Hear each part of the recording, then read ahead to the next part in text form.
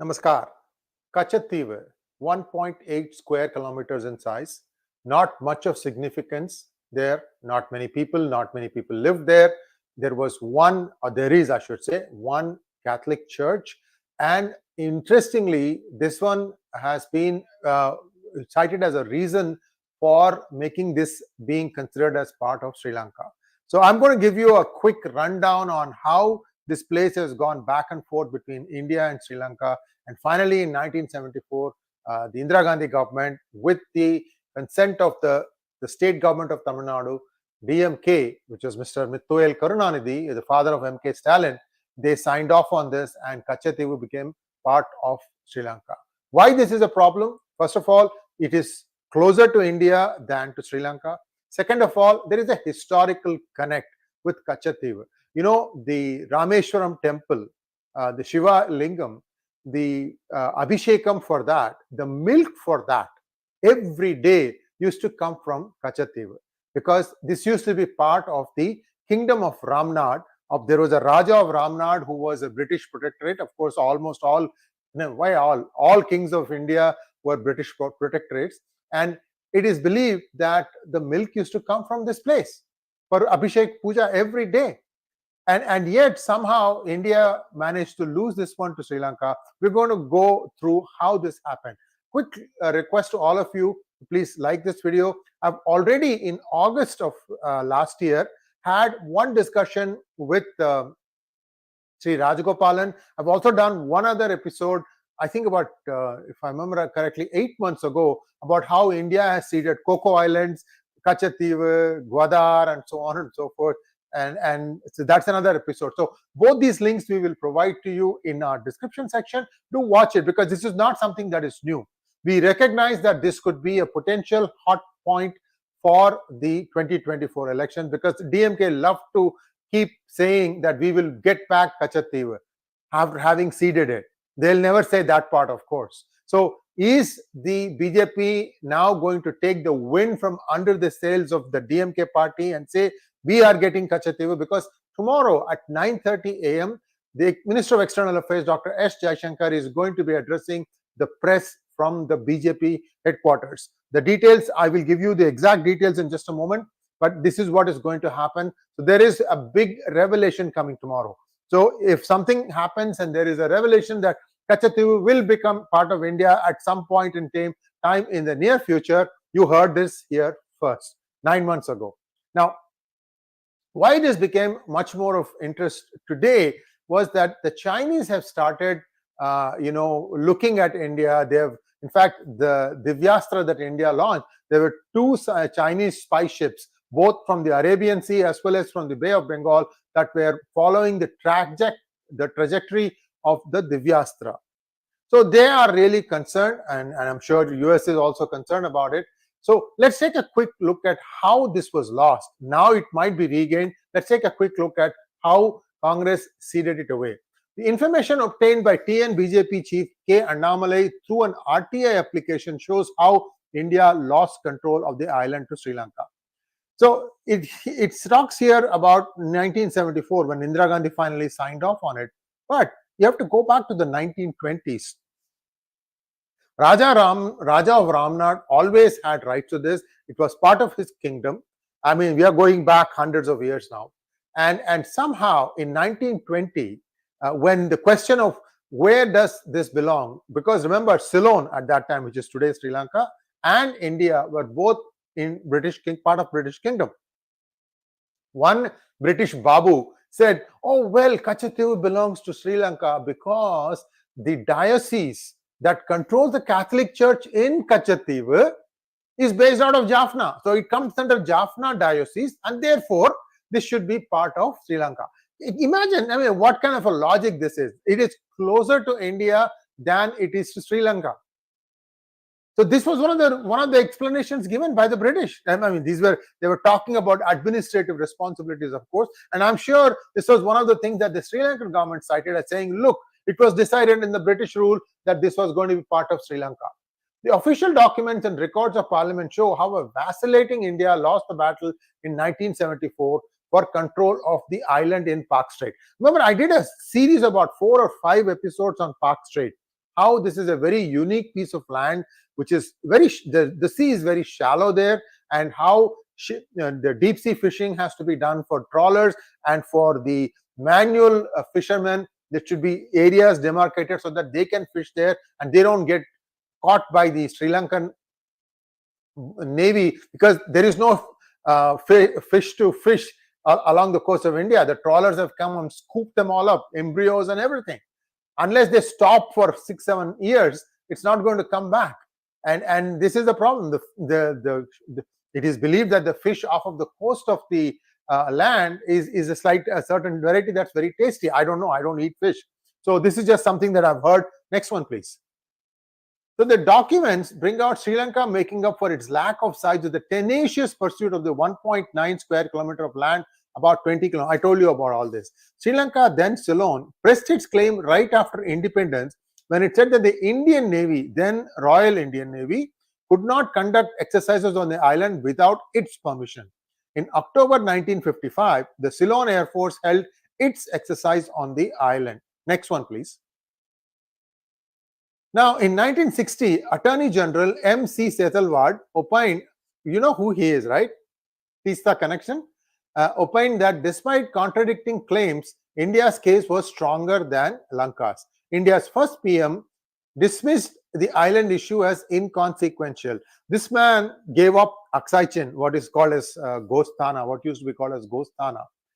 Just like that, to ceded it to China. He gave away, Gwadar. He could have easily got that. He didn't want Kalat to be part of India. He didn't want Nepal to be part of India. I mean, I can go on. A guy is, I don't know where his head was and where her blood was flowing. I would have no hesitation in giving up claims. This is what Jawaharlal Nehru says. I would have no hesitation in giving up claims to the island. I attach no importance at all to this little island, and I would have no hesitation in giving up our claims to it. I do not like this pending indefinitely and being raised again in Parliament, Nehru wrote. Next one, please. And the previous title was Losing, not Lossing. Following open opposition pressure in 1968, Indira government said that India's claim had to be balanced with the need for good bilateral ties. The decision to hand over was conveyed to the then Tamil Nadu CM Muthuvel Karunanidhi by the then Foreign Secretary Keval Singh in June 74. Singh had mentioned the zamindari rights of the Raja of Ramnad and the failure of Sri Lanka to show evidence to prove its claim of holding Katchatheevu.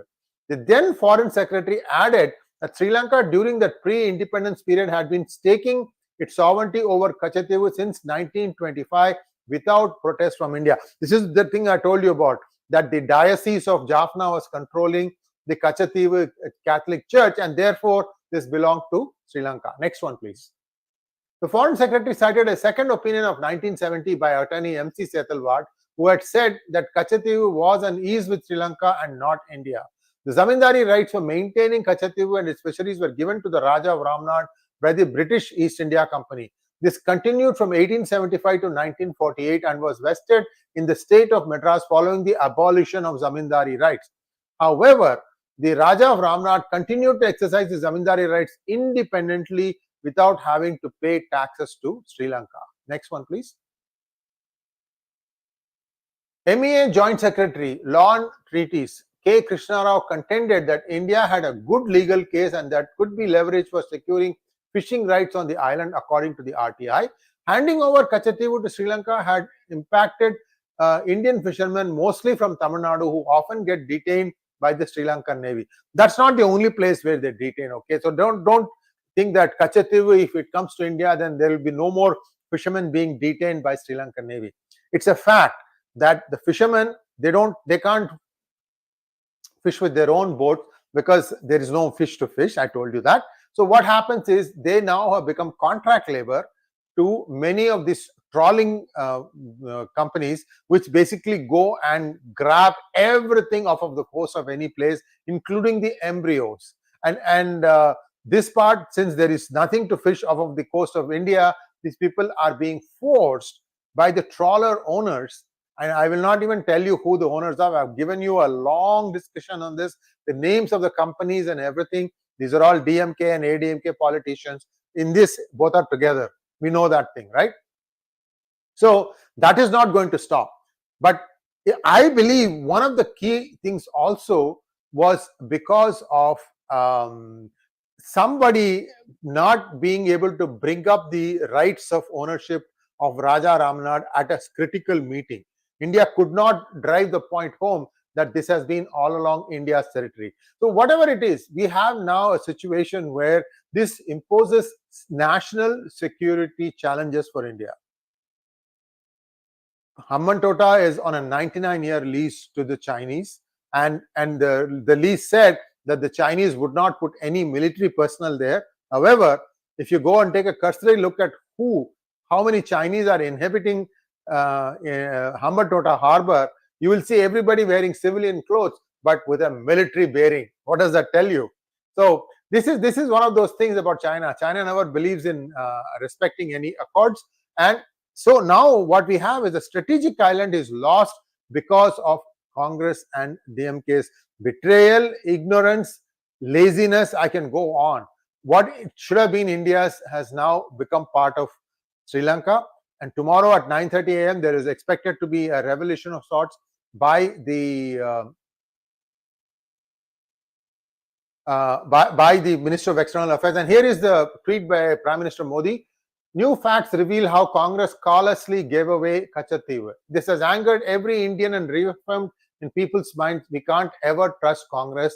Weakening India's unity, integrity and interests has been Congress' way of working for 75 years and counting. This is the Times of India story. Now, Annamalai has given he has actually stirred the pot here.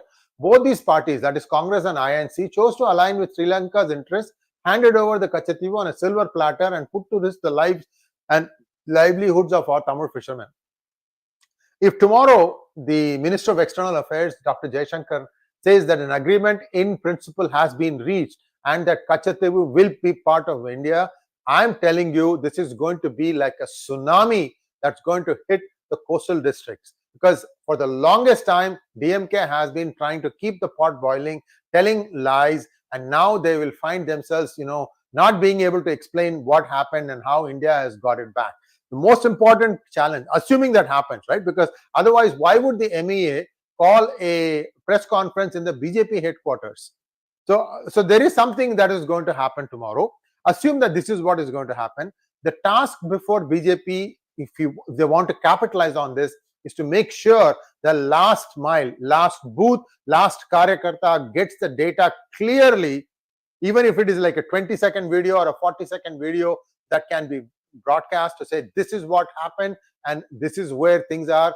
BJP has got back Katchatheevu.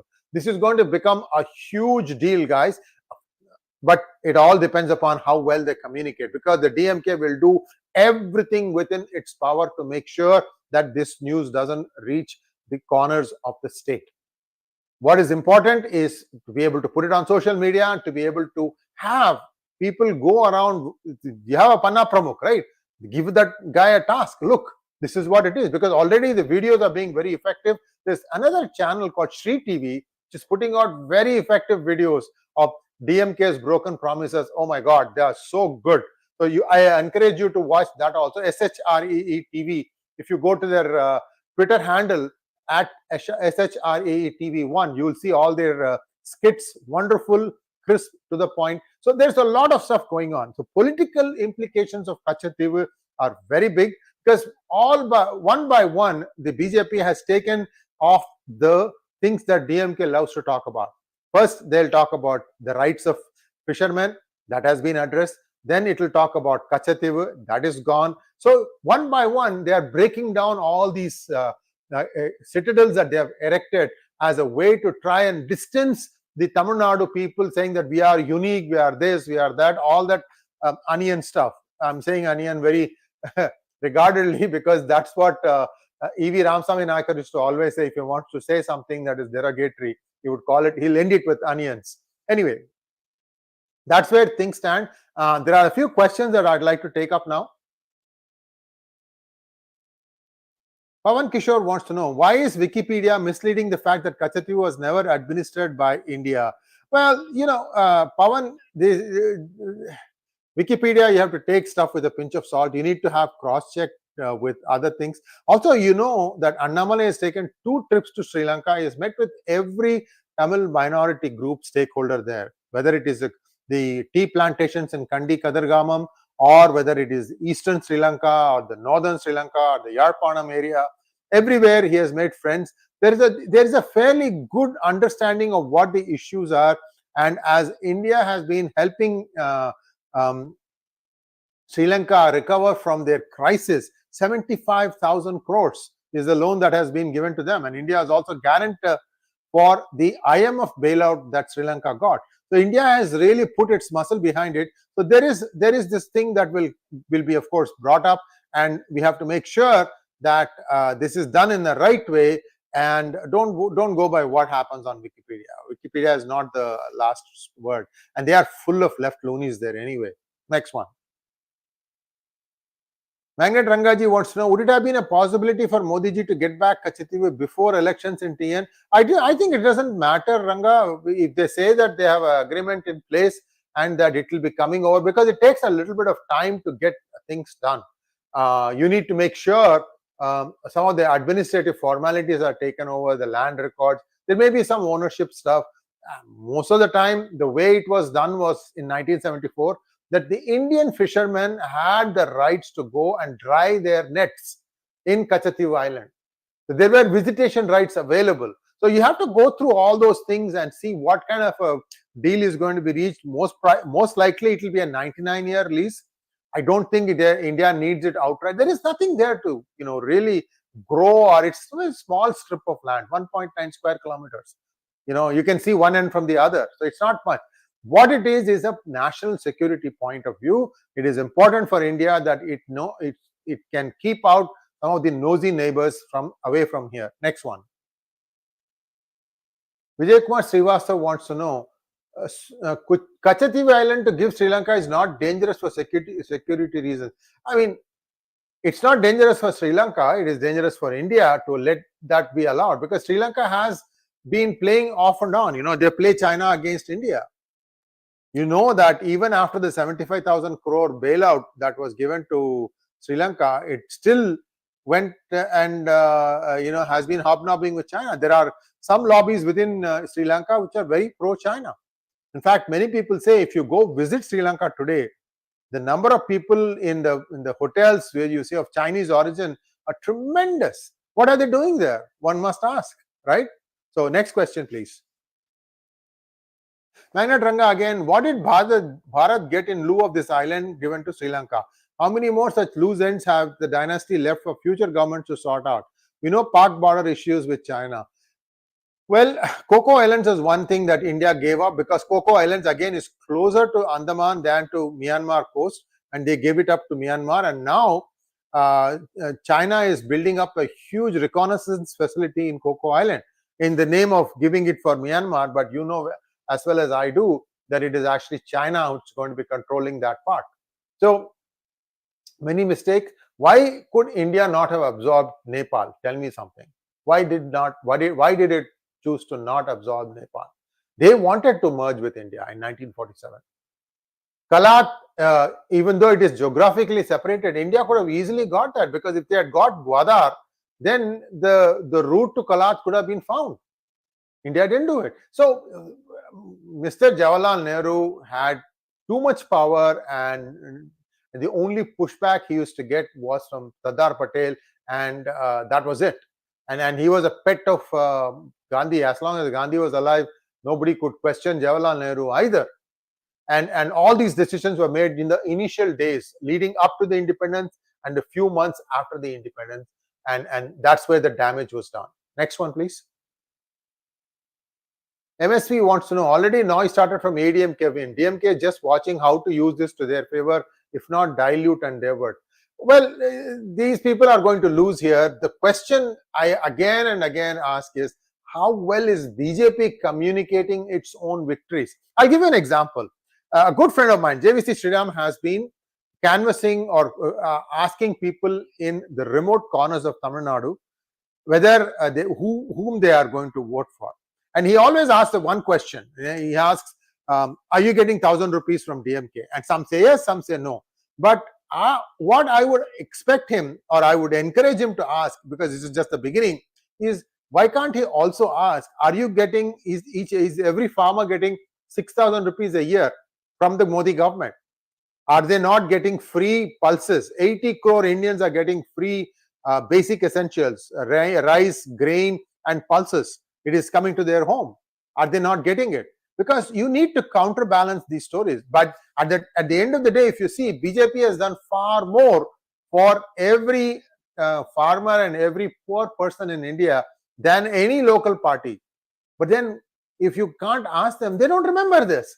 If you go and say, oh yeah, I got 1,000 rupees, but what about for years you are getting all these things and there is no discrimination, everybody gets it. Why can't you ask that question? Also, I'm just telling JVC, be balanced in your questioning. Don't just ask one side, ask the other side also. And if you find out that the other side did not get it, make that also available for the BJP headquarters. That look, you said that you are doing all these things, but it has not happened. This has not reached this particular village, because you know that West Bengal tried to make harakiri with this. They did not allow the grains during COVID time to reach the poor people. That is one of the things that Sheikh Shah Jahan has been accused of. So we have to make sure, because at that time during COVID it was ADMK in power, and I am sure ADMK would equally fight hard to keep BJP out of power as DMK does. In this, they are both Pangalis, that is, they are both brothers, they are both relatives. So these questions need to be asked also when you are asking one side, try to balance it with the other side. That's all I can say. JVC is a good friend of mine. I'm sure he'll start doing it from this point forward. Nagarajan Srinivasan wants to know, didn't we get Wedge Bank from Sri Lanka in exchange for Katchatheevu? I don't think so, Nagarajan. Banks, why does India need banks? India was well on its way to establishing banks by the 1974. So after what happened was in 1969, the big private banks were nationalized by Indira Gandhi. It was challenged in the Supreme Court. Supreme Court struck it down, but Indira Gandhi managed to pass a law overturning the Supreme Court observations, and the banks were nationalized. Then what she did was, in every remote corner, and that's actually a good thing that happened, State Bank of India, all the nationalized banks started opening branches, and people were recruited in a big way. In the 70s, one of the biggest recruiting thing that used to happen was probationary officer or bank officer jobs. All the southern banks, such as the Central Bank, Canara Bank, Bank of India, Indian Bank, and so on and so forth, all of them opened branches all over India, and people were encouraged to go to the remote villages and serve the communities there. So banking became available to just about the whole country. Before that, because banks were private and they were profit oriented, it was not as well established as it was after that nationalization. That was a good thing out of the nationalization. But the bad thing out of it was that in 1990s, a certain individual started doing phone banking, and that ruined the entire banking system. So next question, please. Sivanandan wants to know, sir, can this Katchatheevu issue bring victory to BJP in Tamil Nadu? I think it's a little bit late, Siva. These are entrenched. They don't even remember the symbols of this thing of BJP. That is the Kamal, and you have to start from there. And simple folk in the deep south. I'm again following and quoting from JVC Sriram's interview. See, what happens is, supposing it's a small village of 500 people, 1,000 people, there is a mukhia whom the whole village listens to, and the mukhia decides who the whole village vote for, one way or the other. And if you buy that person off, you're done. So what happens, I believe, is that DMK or ADMK will go and get that particular vote from that village. Now, on top of that, you have Christian seminaries, churches who are deciding, and also mosques are deciding which way the Muslims will vote. So you have a fairly big entrenched ecosystem that will not change, because that is all feeding off of this and making a lot of money for itself, and that needs to be broken. For that, a lot of communication needs to happen. Many of the schemes that the center put out, DMK used to put its own sticker and make it look as if they were giving the money. They were giving all these features. So that narrative, those narratives have to be broken. And only in 2021 did BJP choose a dynamic leader. Before them, they were all very modest leadership. They have much to be modest about, but some of them still managed to get MP tickets, 3 or 4 of them, as a matter of fact. So this is the problem you have. No matter how hard you try, there are still the oldies hanging around. Pawan Kishore wants to know, is Rahul Gandhi and INC threatening people that there will be civil war if BJP wins? I mean, he has now become a rambler. He just talks about this and that and just about anything under the sun, because I think he's under heat. He's under pressure by whoever it is that has funded his campaign. And he knows that with every passing day, his chances of being able to avoid jail, at least in the National Herald frauds, is very slim. That's why I've got that and the poster in the back. If you want to know how many things that he's under the scanner for, just buy the book. It's a massive amount of scams that they have done. The entire family is involved in this, not just Rahul Gandhi and Sonia Gandhi, but also Priyanka Gandhi. So there is a lot of stuff that's going to happen. We have to wait and see whether Modi will crack the whip and send them to jail. Again, my guess is as good as yours. We'll have to wait and see. But what I'm also hearing is that Rahul Gandhi is going to be taking off for 6 months after the elections. I mean, it's as if he is visiting India. He's not living in India. You make the connection, guys. So what kind of a person is he going to make as a PM?